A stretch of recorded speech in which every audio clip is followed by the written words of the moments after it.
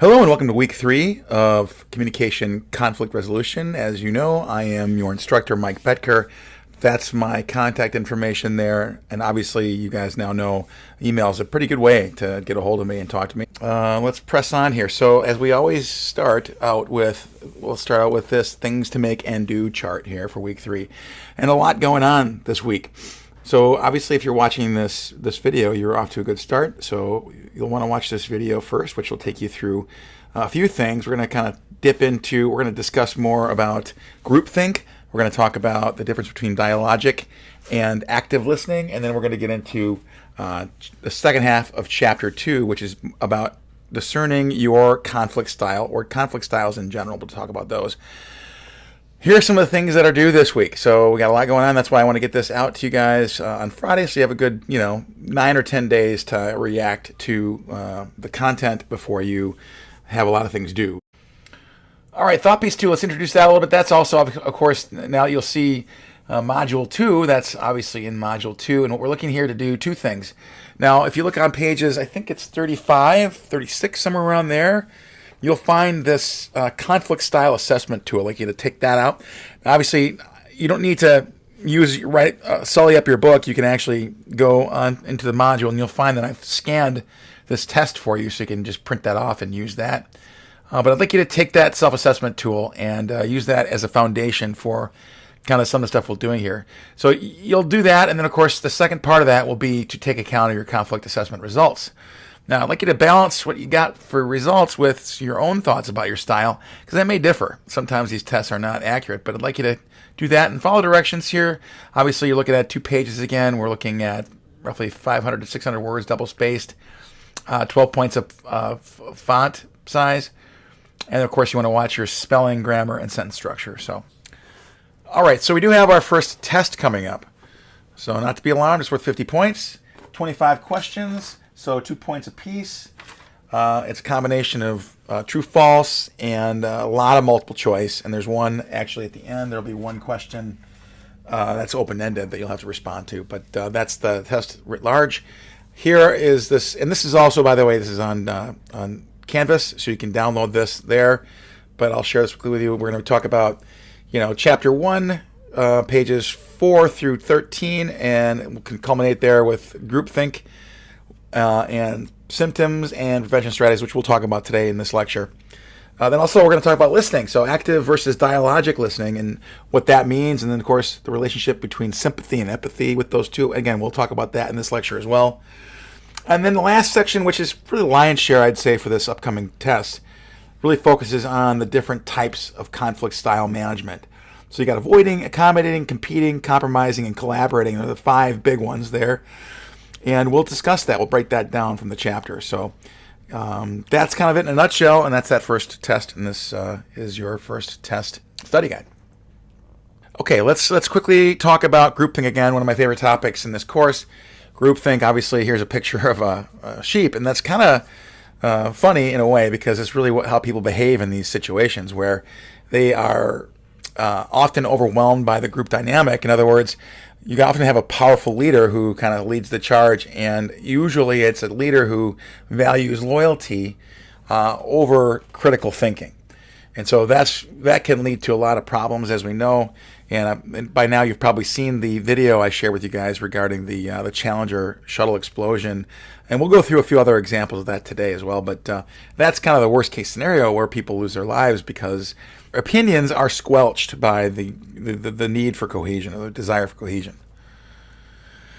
So quickly reviewing this again, Irving Janis is the proprietor, or the person who came up with this theory. More often than not, it's very prescriptive, and you graduate students probably know what that means, since it has an application in the real world.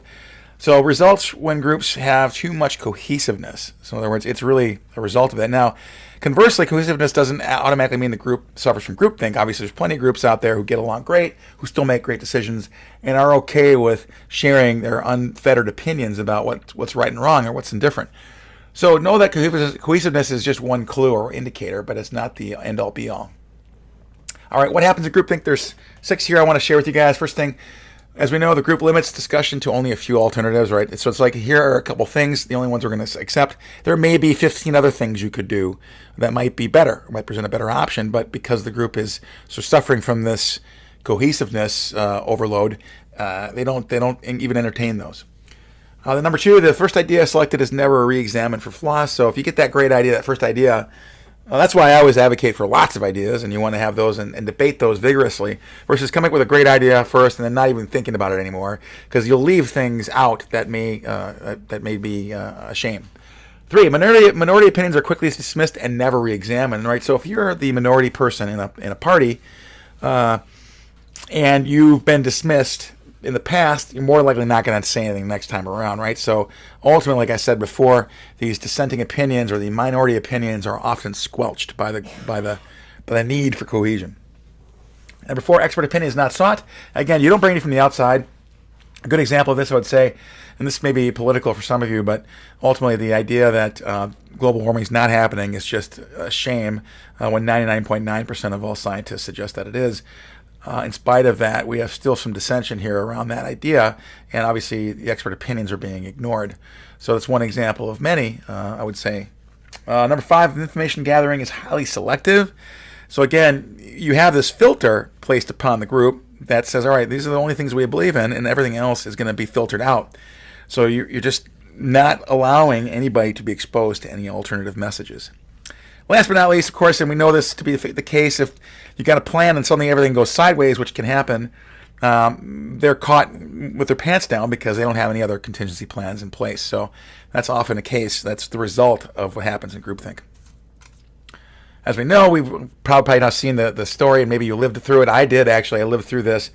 Groupthink it was in full display with regard to the Challenger explosion, where they decided to skimp on materials, specifically these things called O-rings, which they knew were defective at a certain temperature. And if the temperature dropped to a certain point, these O-rings would fail, and of course that's exactly what happened.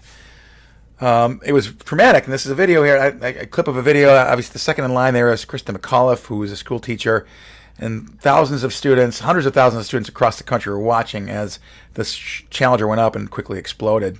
So a horrible situation, awful to watch, and it happened on national news. So really, really one of those moments in life that you remember, like 9/11, that you remember. And if you were too young to remember that, I would tell you can watch the video and you'll kind of get a feel for it. Other examples of groupthink, Bay of Pigs, as we know, or maybe you don't know. President Kennedy inherited a situation from Eisenhower's administration, and he basically took for rote what they had said about the Cubans in that whole situation, where they applied stereotypical thinking, and they listened to CIA stuff without questioning it. So they took it in unfettered, and actually it almost caused a nuclear war. We were very close to this massive situation with Russia and Cuba. The bombing of Pearl Harbor, another example of that, where senior officials, in spite of warnings from Washington, D.C. about potential invasions of Japan in Pearl Harbor, they ignored that and were caught completely unaware based on that. So that this feeling of invulnerability being out there in the middle of nowhere at Pearl Harbor cost them. The collapse of Swiss Air, more of a business-related example. Swiss Air obviously was an airline once upon a time that was so financially solvent they were called the Flying Bank.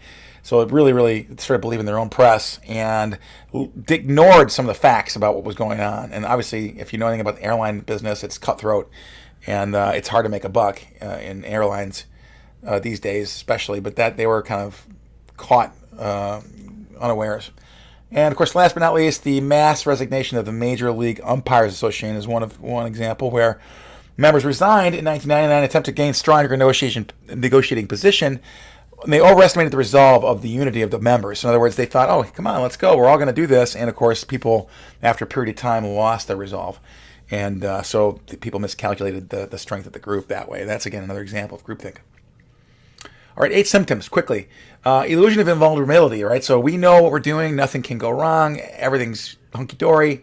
And then, of course, the wool is pulled from their eyes, and they realize that's not the case, right? That's the first one. Second, unquestioned belief in the group's inherent morality, right? We're the good guys. We have the high moral ground, right? And you hear this a lot, more than I care to admit, but especially with regard to religion, if you think about this ones. From a lot of wars are fought right in and around religion, and we're the right ones. We're the ones chosen by God and others, right? So that's the other piece. This idea that we can't, our way is the best way and the most moral. Number 3, collective rationalization. The group creates a story to support their decision. So often you get this false narrative that supports kind of the group's kind of go-to-action plan. Number 4, stereotyping people outside the group. So in other words, painting others as evil. It happens all the time in politics and everything else. So anyone outside the group is viewed or couched as wrong or evil. And again, you see a lot of that in politics. Number 5, self-censorship. Members prevent themselves from saying what's on their minds. So if you know cohesion is the most important thing in the group, and call attention to someone's bad breath in a group, and that's not something you want to do, or let's say it's the president of the group or the high up of the group, and you tell them that's obviously not going to bode well for you, so you self-censor. Illusion of unanimity. This is where the group wants to appear everyone is in agreement, right? So in other words, yes, yes, yes. Secretly, you're saying no, no, no. And last time I believe we showed a cartoon of that where everybody did not agree, but yet agreed anyway verbally.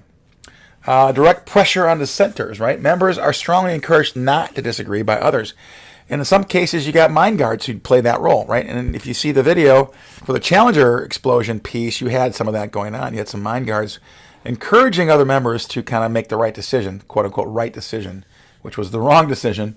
Last but not least, self-appointed mind guards. Mind guards protect the leader from troubling ideas. So there's a filter that really protects the cohesion and the current state of the group.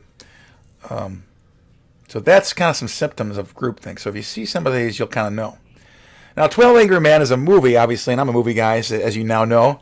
I love movies. This is a fantastic movie, obviously black and white, and that's Henry Fonda there, kind of center there next to the pack of smokes. But this obviously is centered around, if you haven't seen the movie, you should.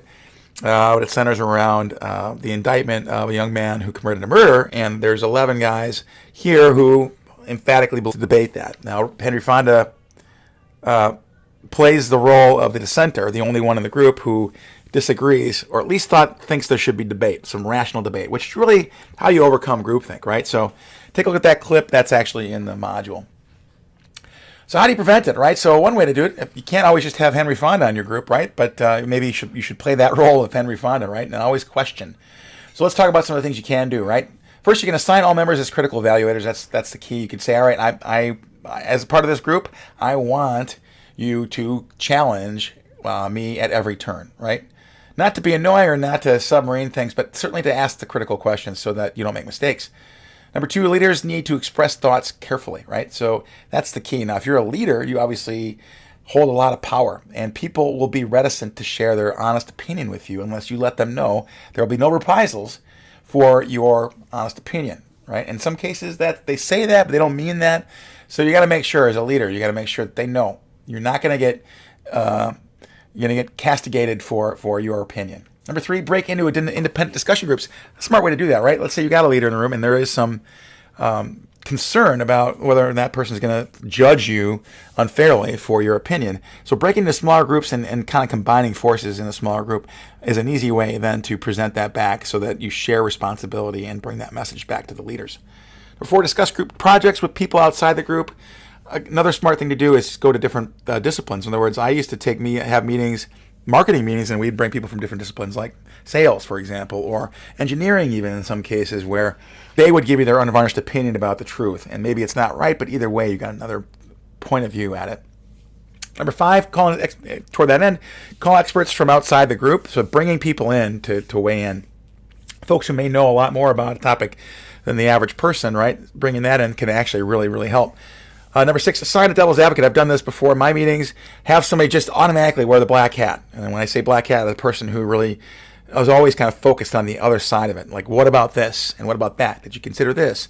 All those kinds of things, and things that maybe you wouldn't think about normally, particularly if you're in the grips of focused on cohesion. Number 7, hold a second chance meeting before making any final decision. That's smart. Like, sleep on it, right? Take a day or 2 days or a week.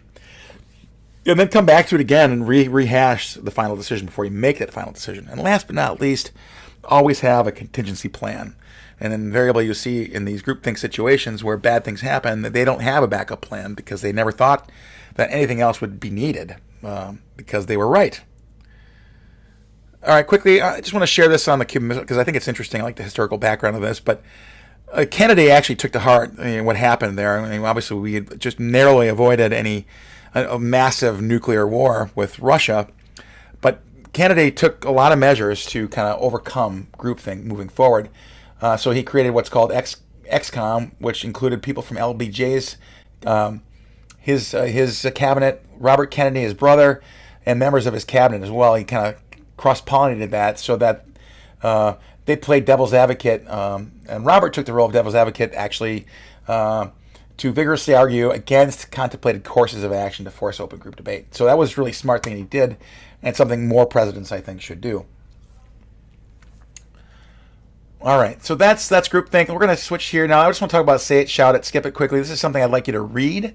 Now, it's couched this way. It looks like it's an assignment. It's not really an assignment unless you want it to be. I'd like you to just think about this, the difference between assertive, aggressive, and non-assertive communication, right? So, obviously, you've got groupthink, which a lot of times is a result of non-assertive discussions, right? Or folks who just rather not say anything because they are afraid of reprisal. So it's important to be assertive. Now, assertive and aggressive are similar but different. Assertiveness is a type of discussion, as you probably know, that is more mindful of the other, right? In other words, has some empathy involved, but still is focused on results for you and for others. So being assertive, right? Let's read this example here, the example below. And there's some examples, obviously, for each. But, well, okay, Bob, I thought you were supposed to, well, I guess I'll have to stay late and run the report for you tonight, so we'll have it for the meeting tomorrow, right? So that's not assertive, and that's just somebody taking it, all right? Bob dropped the ball, as we can tell here, but the person's not willing to kind of take him to task on what he should have been doing, versus the assertive version of that, which is, Bob, we assigned action items so that everyone in the team could share the responsibility, and you said you would run the report, and we really need it for tomorrow's meeting. Perhaps you can either run it at lunchtime or stay a little later after work to complete it, right? So this person's taking this person to task in a polite way and offering solutions to get the job done based on what that person said they were going to do. So smart. That's a good example of assertiveness. Now, aggressive, obviously, Bob, you've been doing this type of thing ever since we started this project team. I knew we shouldn't have chosen you to be a part of something so important. I actually requested Tom. He's much more dependable. Look, if you don't have this report on my desk, error-free and ready for the meeting by 8 a.m. tomorrow morning, you are going to wish you never joined this team or this company. So that's aggressive. And I've heard that plenty of times in my career. I'm sure you guys you've met people who do this kind of thing as well. Over the long haul, that's certainly not a good thing to do unless you are a ruthless dictator of sorts. So I would say the best course of action for the average person would be to go the middle route and be assertive and offer options and be supportive yet firm. Anyway, this will be referenced in our upcoming test, like we discussed. All right, let's talk quickly about active listening versus dialogic listening. So active listening first and foremost. This is great. Anybody can learn how to employ active listening skills, right? So it's really defined as providing both verbal and nonverbal cues that you're engaged in the conversation. It's really what it comes down to. The verbal messages have two components, content and underlying feelings and attitudes, right? That's kind of what drives active listening. And nonverbal stuff is like vocal hesitation, facial expressions, body posture, all that stuff you do with your body. Like, for example, in this case here, this picture, you got the woman who obviously is a doctor, is leaning forward and listening to the patient's concerns, right? That's showing good nonverbal sort of acuity there and showing that that person's engaged with the person talking, right? So it's verbal and nonverbal, right? In another way. But basically it's the same thing, right? So you're basically saying, you're regurgitating almost what that person said so they know you're following along. And that's a simple thing you can do as well. And by extension, I would say another thing you could do is to use the person's name in a statement. And I had a person who I used to work with long ago, a sales guy, who knew this rule. Actually, I don't know, it's not even a rule. It's not on here, but it's a neat thing to use that person's name. So for example, Joe, what you're saying is, or Bob, what you're saying is, if I got it correctly, right? Just use that person's name. It just shows, number one, you know the person's name. Number two, you're engaged in the conversation. So that's active listening. Now, dialogic listening is very similar, but one big key difference with dialogic listening, and we'll talk about that more when we get into this idea of empathy versus sympathy, okay? Is dialogic listening is a more joint process than active listening. In dialogic listening, listeners attend to their own views and the other person's views at the same time. Whereas active listening is really more about focusing on empathy, right? Empathy is, in other words, concern for the other person, right? In other words, how are they reacting to my message?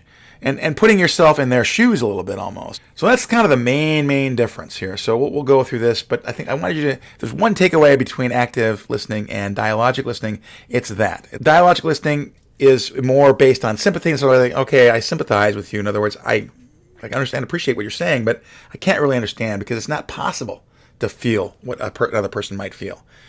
So my personal opinion is that's a lazy way to think about this stuff. Now, dialogic listening certainly has a lot of merit, and it focuses on things like authenticity and inclusion and confirmation and presentness, a spirit of mutual equality, etc., and even a supportive climate. But at the end of the day, it says that it's impossible for us to empathize with another person. Well, I disagree. I think it is important. It's possible to empathize, and something that's critically important in this day and age, right? So that's the main difference between the two. That dialogic listeners and the knock on people who believe in empathic listening say that it's not possible to be empathic, right? Because you just can't possibly be another person.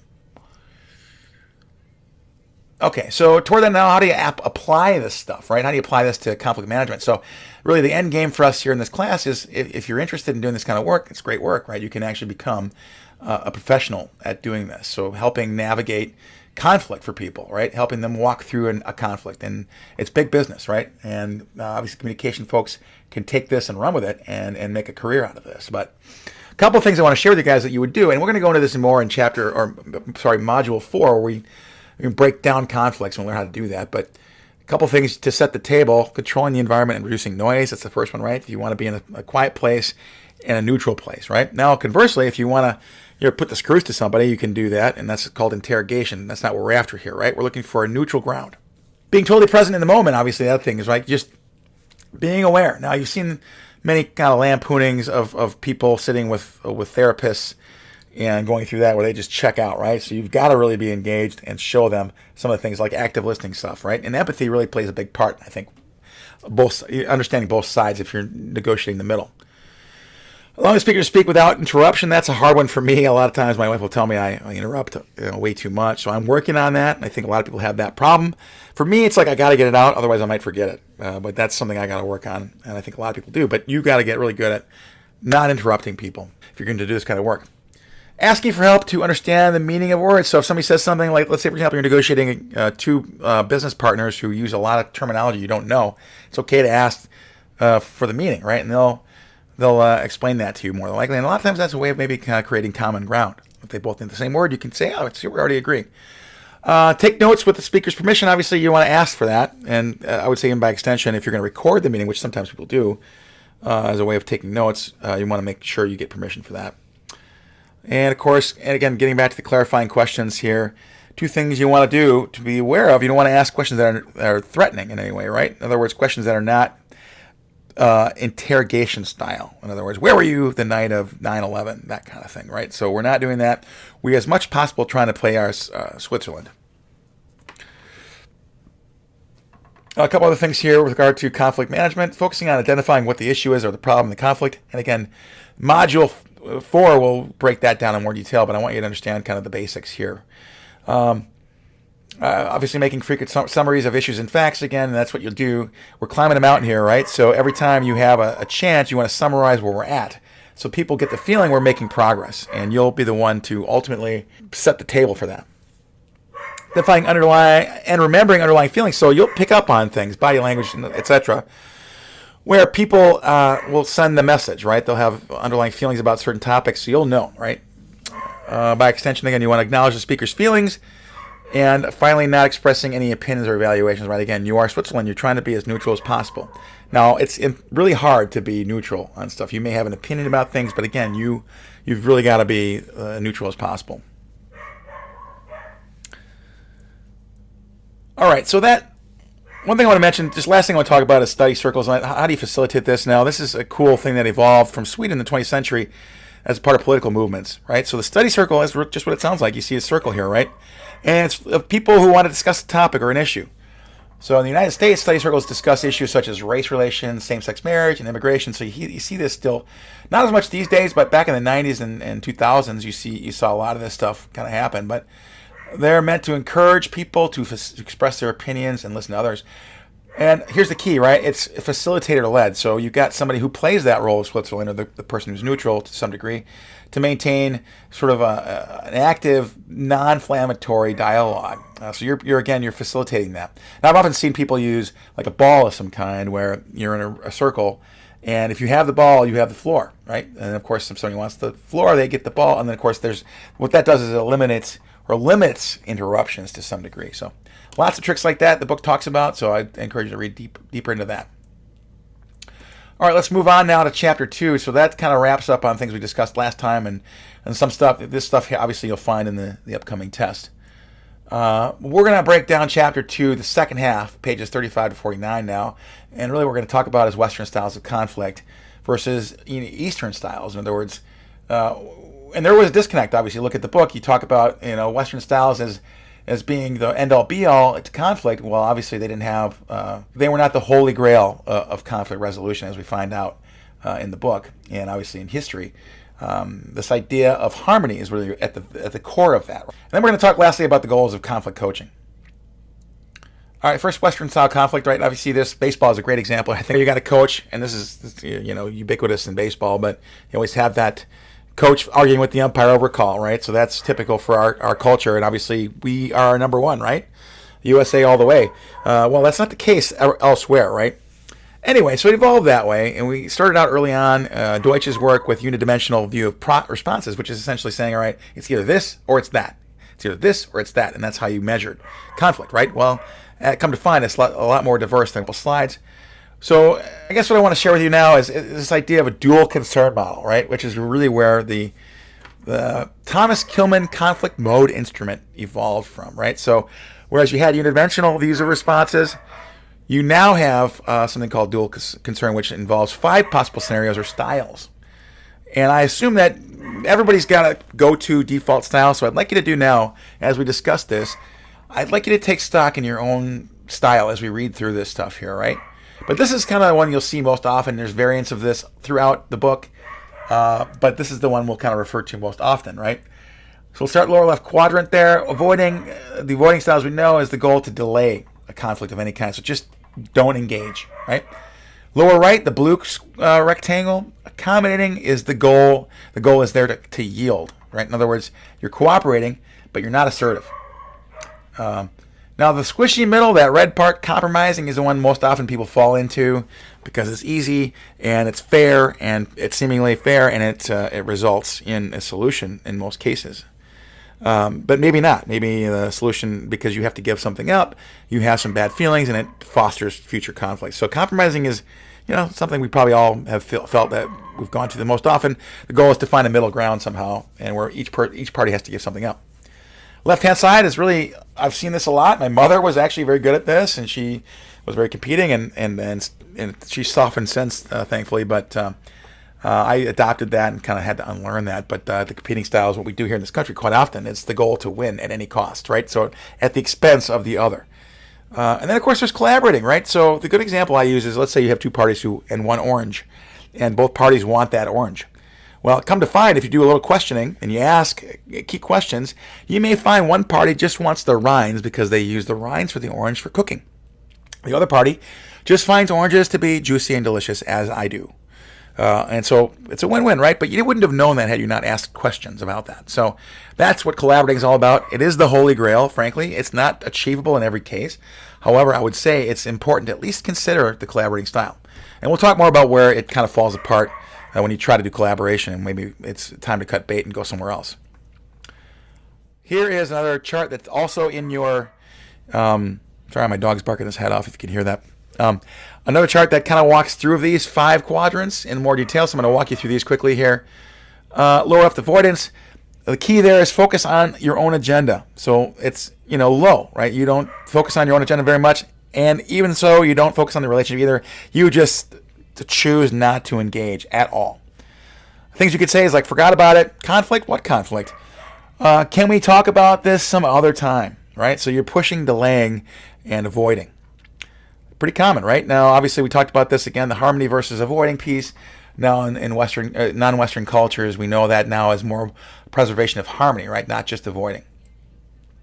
Harmonizing, right? Another way of saying accommodating, right? And focus on your agenda is low, but focus on the relationships high. So in other words, and I've done some of this myself. I believe in harmony. I like doing that. I feel better when I know other people feel good about the decision made. And you say in this case, I lose, you win, right? Sure, I'm flexible, and you give up something, right? You're harmonizing. You're giving up maybe more in some cases because you can, or it's more important you to preserve that relationship, right? Directing now, this is more in keeping with focusing on your own agenda is high, and of course focus on the relationship is low. So in other words, it's my way or the highway, right? And you don't really care as much about preserving that relationship, and that happens all the time in this country, and frankly, in businesses, in both politics and business. So we're doing it my way. Let's just get the job done. We'll worry about the relationship later, that kind of thing. So really not a lot of empathy going on there. Of course, in the squishy middle here, we got compromising, and we talked about, right, everything's medium, right? Everything's lukewarm. So focus on the agenda as medium, focus on the relationship as medium. I win some and you win some, right? So it's one part for each. I'll meet you halfway. Let's make a deal, or two examples, what you might say there. And last but not least, cooperating, which again is the win-win approach. Focus on the agendas high and focus on the relationships high. So again, you're trying to find that one key thing, that kind of one key approach. And a lot of times there are that approach, but not always, right? So it's win-win. Some examples, my preferences, and please tell me yours. If we each explain what we want and keep talking, we can find a way for us both. That's cooperating, okay? Now, let's talk about some challenges of collaboration. And obviously, it's the holy grail, like I've mentioned, right? But it's not always easy to achieve that. And here's some things the book talks about. Requires inventiveness and intelligence. So that's one thing. That's what I love about this profession. If you were to get into this, you do have to be kind of savvy and smart and kind of creative in achieving these goals. The second point, it does not seem to have the excitement of competing. As we know, competing is fun. That's watching the Super Bowl, for example, we know there's going to be two teams playing, and it's going to be a fun, exciting match. But somebody's got to win, right? At the expense of the other. Parties have to want to collaborate. That's the other thing. And we'll talk more about that too. Not always do people want to collaborate. Let's say, for example, you got somebody who's got high power, a lot of prestige, and another person who doesn't. Now, it could go both ways, right? The person who has low prestige may want to avoid a conflict with somebody with high prestige because they could fire them or whatever. Conversely, a person with high prestige does not want to give credibility to the person with low prestige and can just ignore them altogether. And we'll talk more about that again in Module 4, where we talk about a guy by the name of Saul Alinsky, who talks about how to empower folks with low prestige or low power and how they can take power back from those parties who are basically stonewalling or ignoring them. Last but not least, most people are not trained for collaboration. That's why we're here, to understand that. You'll have enough information to be dangerous here with collaboration and how to kind of employ collaboration techniques. All right, so I'm not going to read this whole slide here. I just want to share with you that key thing we talked about is this idea of avoidance versus harmony, right? So this kind of evolved through the research, and it kind of changed things. But harmony, obviously, in the non-Western countries, is more a way to preserve the relationship, right? Versus just avoidance, simple avoidance. So that really kind of spawned some things, and Leung proposed 2 harmony motives to help address this discrepancy. So first one was, this idea of disintegration avoidance. In other words, you don't want to strain or weaken or eventually dissolve a relationship. So you're doing these things as a way of being passive, but yet trying to avoid disintegration of the relationship. And that's so preventing the negative, and of course harmony enhancement is the other side of it. Presuming that it's you wanting to strengthen the relationship, right? And that's kind of what it's seen as well. So either way, you can look at it both ways, and that's kind of how Leung kind of solved the problem. Now, there's more detail on that. I would say I encourage you to read that in the book, but you're not going to have that much detail, wink, wink, nudge, nudge, on the final exam. So, but just be familiar with that piece there. Now, this is a handout, obviously, in your book as well. I'm not going to read through this. I'd like you to just take stock in this and read these when you get a chance and find out which one of these is yours, right? So it's a quick way to figure out which style is your go-to style, your default. Now, you might employ different ones for different people, right, or different situations. For example, your family, you may be more assertive, but maybe at work you're a little more avoidant for conflict. But either way, I'd like you to take stock in this and just get a feel for your own style. Here's some examples of each of those. Again, you could read this through. I'd like you to at least understand kind of when it's good to use these, because each one has a different one here. Of course, there's pitfalls for each as well. For example, let's look at the collaboration piece, right? In some cases, potential pitfalls for collaboration could be that you'll waste your time on something that's just really not important to collaborate on, right? So maybe sometimes you just got to make a decision and go with it versus really getting to the weeds with somebody on something to arrive at some solution. So it's one example of many, right? Just know that each of these styles has their perfect use situations and also potential pitfalls. All right, last slide here. We're going to talk about conflict coaching, which again is something you'll do, and it evolved in the 90s here in this country in a big way as a way of helping people manage disputes within corporate culture. So it happens interpersonally and also happens with companies, company to company, right? So either way, it became very popular because there's a lot of that going on, right? And the goal was to, frankly, avoid bringing something to court because the courts were strained in a lot of cases. Good example of that. I'm just quickly going to tell you, my wife and I had a situation where this is when we were young parents, new parents. We just got married, had a child, sent our kid to daycare, and that ultimately led to our kid being shaken by a care provider there. So, long story short, it ended up we got accused of that. So because they didn't own up to it immediately, and we went to a court situation, and then ultimately resolved in our favor. But it took a long time. And at the end of that, we had to meet with a negotiator, somebody who does this for a living, and that person neutrally helped us arrive at a solution that was amicable for both parties. But essentially, it was us versus the daycare agency where she worked. So I thought it was a personal story. It was interesting, my first real experience with conflict theory and how it gets applied to these situations. So the main goal was to keep our court and many others out of the courts. All right, so that's a credible whack at the second half of Chapter 2 and groupthink and active and dialogic listening. But hopefully this is relevant to you, and I can tell you this: if you follow this along, you'll do incredibly well on the upcoming exam. Good luck with everything. Thanks for listening, and we'll catch you next week with another installment of Communication Conflict Resolution.